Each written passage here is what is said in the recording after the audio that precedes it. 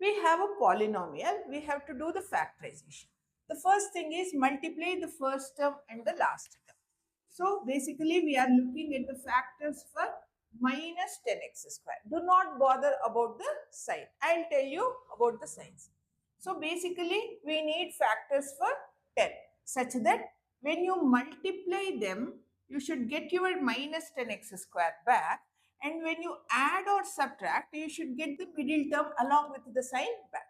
So first write all the different sets of factors for 10. So what are the factors of 10? 1 and 10 is one set, 2 and 5 is another set. The factors will satisfy the multiplication condition. Let us see the addition or subtraction. Now, when you add, you will get 11, and when you subtract, you will get 9. We are not getting 3. So, rule out this set. Now, when you add, you get 7, but when you subtract, you get 3.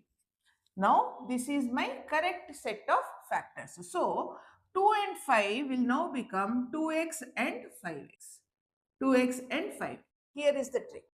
You are subtracting the factors to get the middle term. When you are subtracting the factors, listen carefully children, when you are subtracting the factors, the whatever sign the middle term has, give it to the bigger factor. So 5x will become plus 5x. The opposite sign, give it to the other factor. So 2x will become minus 2x. This is the short trick.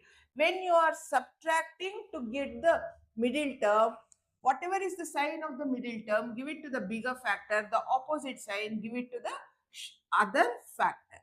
Now, let us do this. X square, instead of this middle term, replace it with the factors along with the signs. Minus 2x plus 5x minus 10. Take common from the first two and last two. So, x into x minus 2, and then plus 5 is common, x minus 2.